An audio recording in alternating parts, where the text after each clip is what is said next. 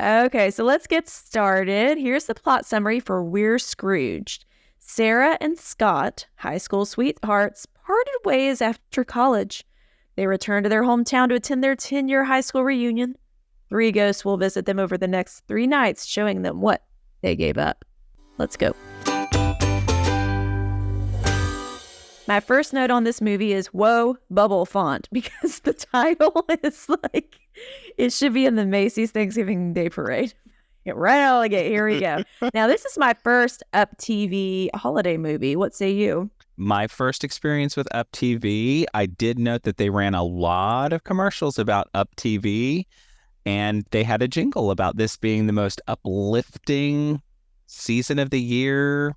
The most uplifting. They were obviously doing a play on words with up, up, up, up, up. So, I mean, we'll see. Up and away. I'm here for it. Okay. So we open in New York City and we see a boss lady getting out of a car in her red, not peacoat, but business suit. And some heavy bass music is playing, which means she's sinister, right? Like, ding, ding, ding, ding, ding. Okay. End of the year is crunch time for her, as she says on the phone. She talks to her mom and says, bah humbug to the Bahamas. I just can't. She's an architect, of course, because there's only 3, careers that these people can be in. And it's December 21st already? For real? Apparently so. We are late in the season in this one, yeah. I guess so. She is securing contracts to be on the list of the city's biggest developers. She hates anything festive. It's even hard for her to utter the word Christmas. She goes, and she just can't get it out. She declares that her and her assistant will work through the holidays to develop a pitch. And by the way, her name is Sarah. If they could have not named them Sarah and Scott, that would have helped me, because we all know I struggle with the names, and having 2 S names is, well, we'll see what happens. Okay. Unfair, I know. We meet Scott. He works as a sports agent, and they want a big shot basketball player for their roster named Gareth.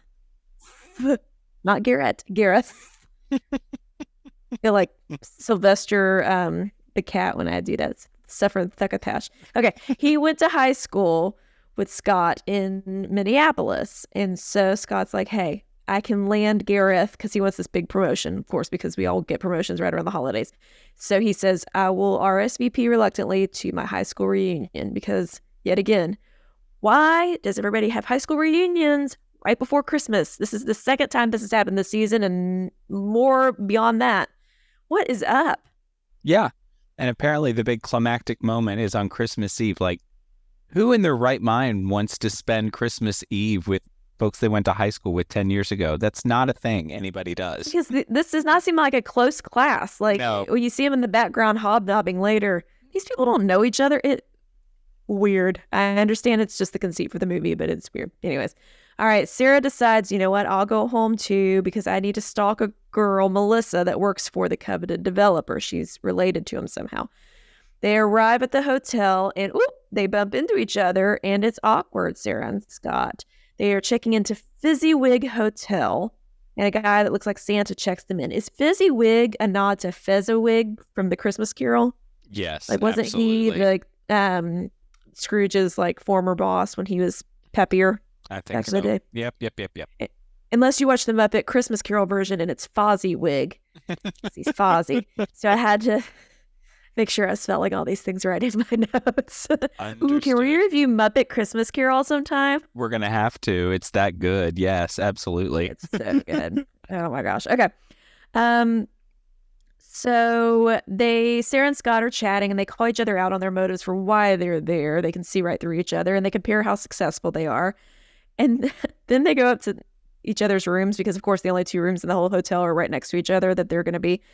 The hotel hallway is giving me Holiday Inn vibes. It's exactly what I wrote. I said, did they rent out a Holiday Inn in Canada for this movie or what? Like, the signage was green, like Holiday Inn green. It looked, I mean, that's fine. I stayed at a Holiday Inn, but it was just kind of not a Balsam Hill Hallmark moment. It was more realistic. Not at all. And it was very awkward, because they checked them into their rooms, and rather than giving them rooms with room numbers, they give them rooms with room names, and they have the big room signs that have sort of the in use, not in use slider thing at the bottom. So it's quite clear that they took these two side-by-side conference rooms at this Holiday Inn, wherever they shot this movie, and turned them into hotel rooms, which was just an awkward, weird decision, I thought. So Yeah, it was funny, but here, whatever.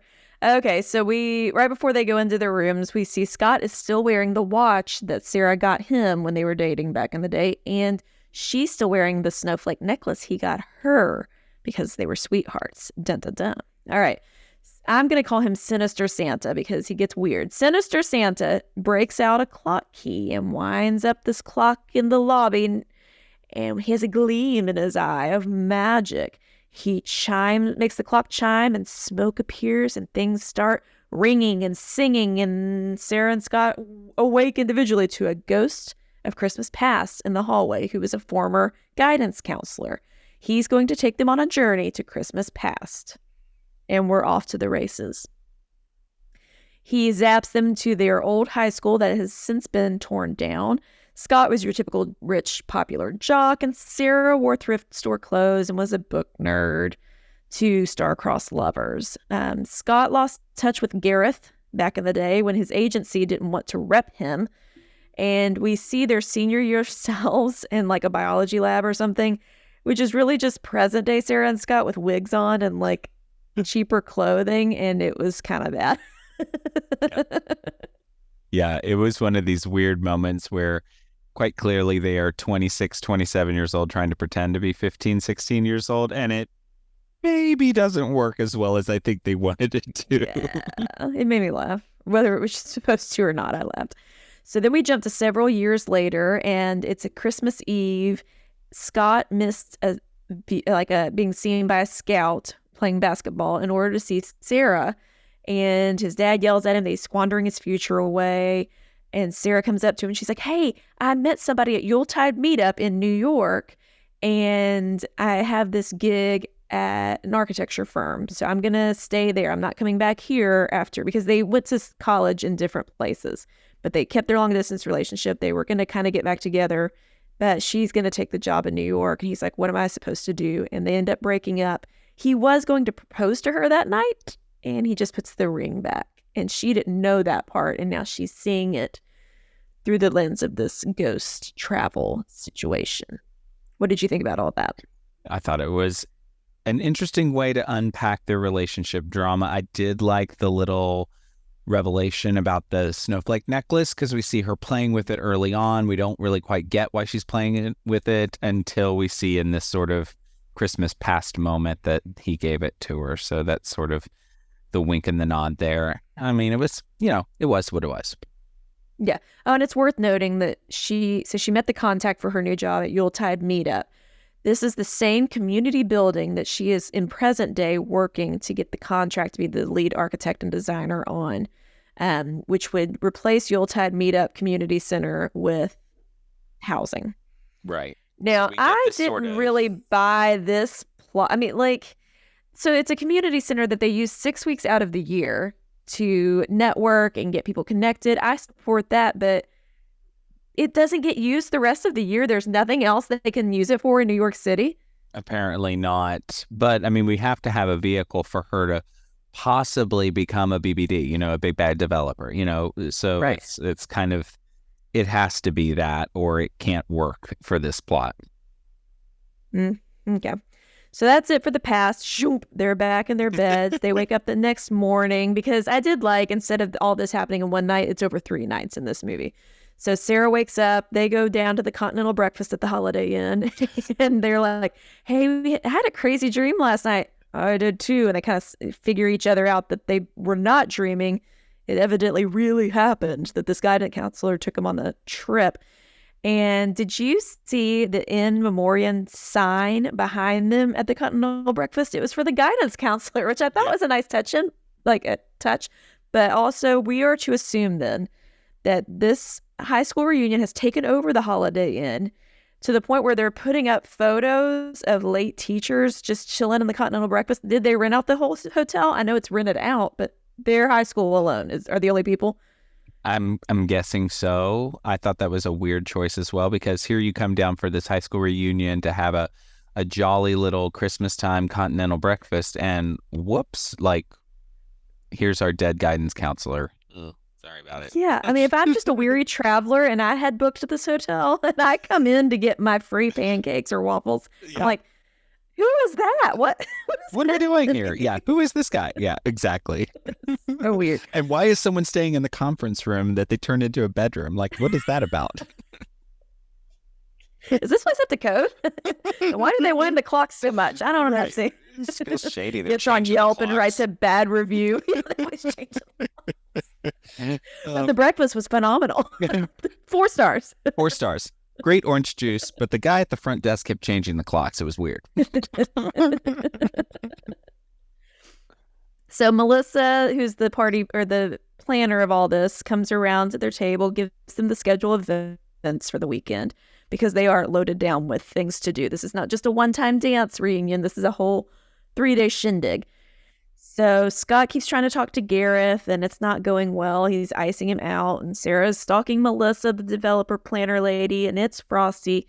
They're ostracized from the others, so they sit together at their continental breakfast with their orange juices, and they both remember the previous night's discussion. They agree to be each other's wing people this weekend. She has the idea to do a basketball game to get Gareth to talk to Scott. After Gareth pummels Scott to the ground briefly, he agrees to talk to Scott for 5 minutes to hear him out. Gareth doesn't want to just be another number on the roster, though, of where Scott works, and he's hurt that Scott shut him out whenever they kind of went their separate ways. So it didn't really go anywhere. Second night, the bell tolls again, and a webcam turns on between Scott and Sarah, who are in separate rooms, albeit conference rooms probably.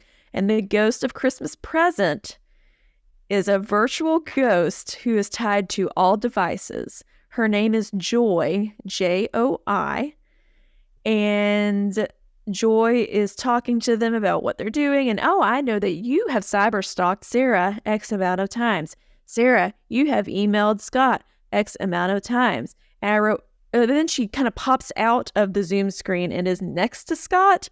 This like computer generated 3D Disney, Bobo Disney thing.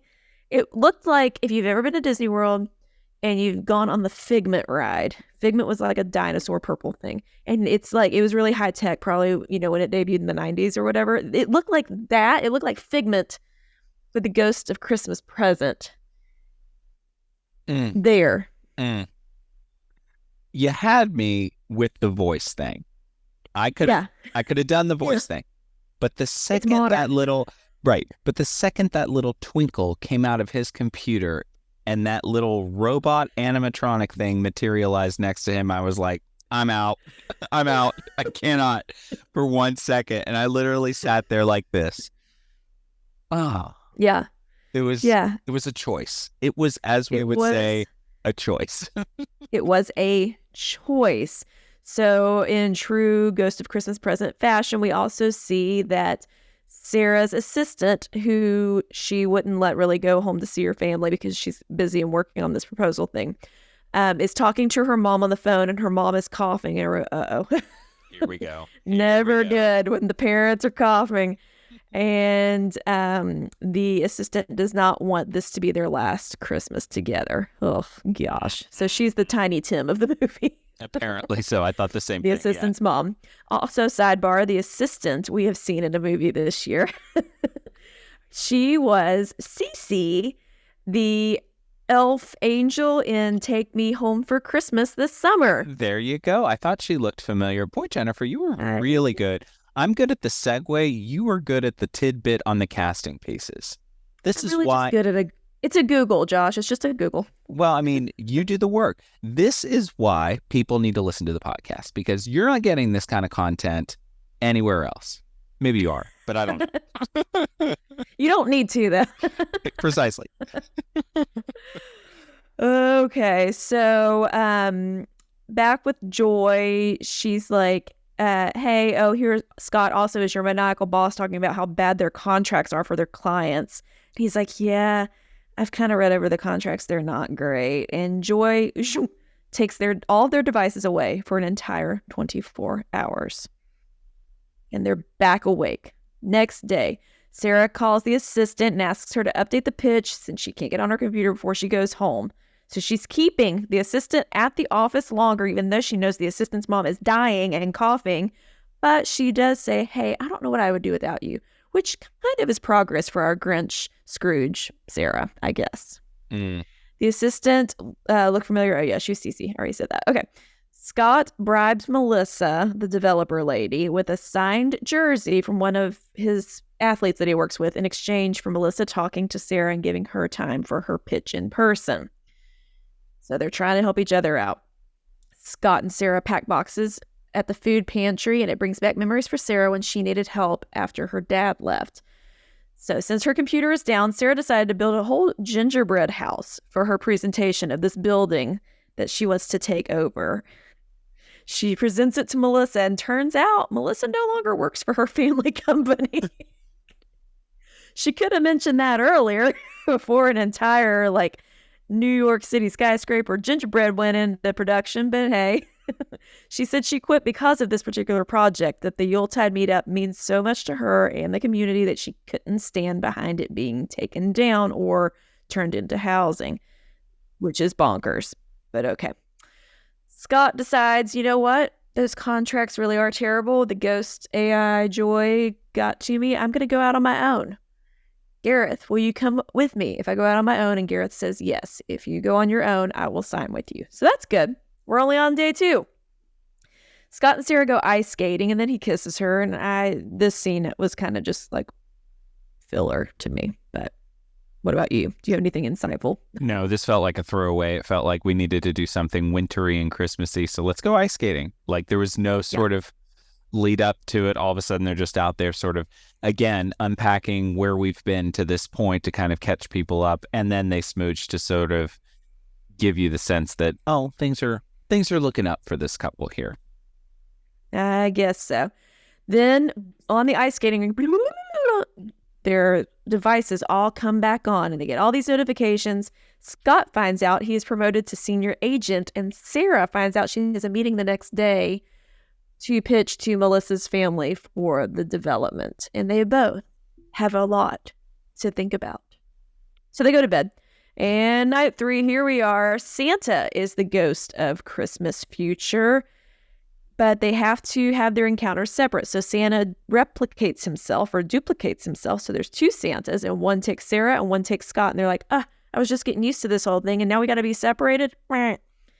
In the future, if you've seen any Dickens presentation, the ghost of Christmas future is always death and scary and creepy.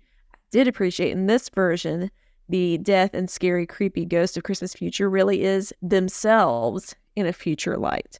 So they're both rich, they've achieved fame, but they are terrible people and they are alone.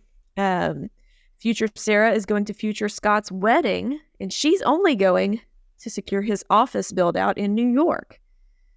And Scott, future Scott has no qualms about taking advantage of his athletes, making a lot of money, and treating them terribly as he sits leaned back in his chair like he's on Mad Men or something. They're both maniacal. Not a good look. Also, very dim lighting in both scenes. I guess when you're rich, you can't afford lighting if you're the ghost of Christmas future. Dramatic lighting throughout. And I also had to laugh because it was we needed to make her look really severe. So she wears all black. She's got really red lips, and she's just severe. She's just... And her hair is pulled straight back. No fluff. No fluff. No time for it. School. Just no. Snatch it. But in Scrooge fashion, they both elect to change. The next morning, Sarah tells her assistant to use her card to book the next flight home. There's no time for trains because previously the assistant was going to take a train. So she wants to get her home to see her mom as quick as she can.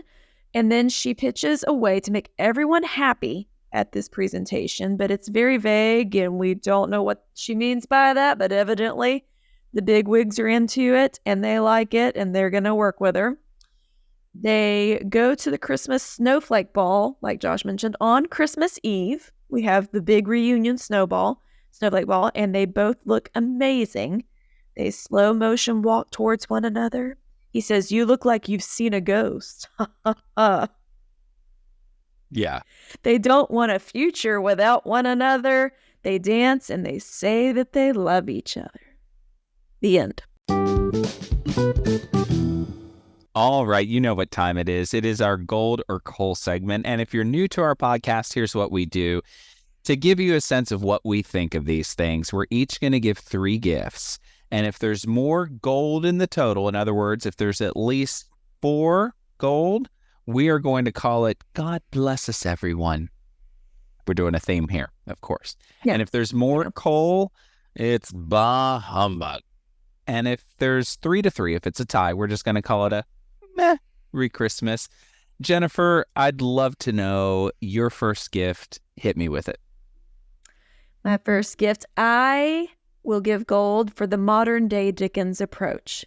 I do always enjoy a Dickens variation. It does get me in the Christmas spirit, and I will give them props for making it kind of a modern twist. I like that they were together for a lot of it. It wasn't just one bad person, that they were both in it together, and both of them were on their separate journeys and how they intertwined and all of that. So I'll give it gold. Good for you. I agree. I am, however, going to... Good for you. Good for you. There, good for you. You did it. You did it. However, to dovetail with that, I am going to give my first gift being coal here. The execution on that premise that I really liked felt a little low budge to me. Like, it was a little not what we're used to. It was a little not up to Hallmark snuff. And I get it, we're on UPTV, that sort of thing, but some of it just I couldn't get past. I couldn't get past the converted conference rooms to hotel rooms. I felt some of the signage in the hotel was basically like some poor production assistant went down to Kinko's and had like a print shop banner made and like they stuck it up on the wall because I could see wrinkles in it, that sort of thing. There were just a few of these things that were a little low budge to me. So a little bit of coal there for me. Well, I will give a piece of coal. I don't think the whole movie was, if it was low budge, it's because they spent their entire budge on my piece of coal, and that's Joy, Joy, the Ghost of Christmas Present. Like you said, when she popped out of the screen, we're going to have to take a still shot and put it up. It was like... bad. I don't know. I really liked it when it was just like taking over the devices, like you said, like an Alexa type of thing. I shouldn't have said that because now everybody's devices are going to go off. But like that type of thing. But when it popped out of the screen, you lost me. I'm sorry. Cole. Yeah. I will give some gold here. I thought the chemistry between these two leads was fairly believable. I liked the backstory there. Oh, I see a cringy face, so there's some disagreement there. But I thought it was somewhat believable. I did like the backstory, and I kind of bought them sort of having this multi-day thing where they're sort of having to rekindle and talk through what happened and what went south for them. Obviously, you disagree, but that's fine, to each his own. So we're at 2-2. Jennifer, what's your last gift? We're moving on. I did not buy their chemistry at all, but that's not what I'm giving a gift for. I'm giving some gold for Andrew Bushell. He is the male lead. He was Scott. He was also Andy in Under the Christmas Sky that we liked so much. He was the brother. Okay. Yeah. I liked him in that. I liked him in this. He seems very genuine when he delivers his lines and effortless, and I enjoyed him. So, gold. There you go. All right. I don't know what I'm going to do here. I'm a little torn. And you know what? I think it's going to have to be coal for me. I think that my last gift is going to be that I just really didn't care about any of the characters that were around the main characters at all. It just, the assistant, the basketball player, like they just didn't really feel all that fleshed out. Like they were just kind of accessories around them. And I get what they were trying to do, but I don't know that it really worked for me. So coal for me in that regard. Want. So bottom line here, we had 3 gold, we had 3 coal. We're just going to call it a meh kind of movie. Final thoughts? I think that's appropriate. I don't know that I would watch it again, but it was fine. I think there was a lot of cute little moments and a lot that I didn't love. So that seems right. Meh seems right. Yeah, Messy's right to me. I certainly don't think it's awful by any stretch of the imagination. I thought it was perfectly fine. Would I watch it again? No. I mean, it was okay. But, I'm glad we tried a new network with new movies and that sort of stuff. And I'm glad that it gives an outlet for stars that we see in Hallmark movies or other networks that are a little bit more popular, another avenue to have some work out there, Mm-hmm. And next week we have another UpTV joint, so get ready. Stay tuned. We'll be back on Up, the most uplifting time of the year, UpTV. At least they don't talk about shingles all the time in their commercials. Oh, I know. Or what's the I hate the diabetes, the Jardiance or Jardiance slowing your A1C. I hate that. I don't, because usually I'm eating cookies and gorging myself on junk food. I don't want to hear about my A1C when I'm watching my Hallmark movies. But side effect, if you and I don't wind up doing that Jardiance choreography by the end of the season in a bonus video on our YouTube channel, I will be sorely disappointed.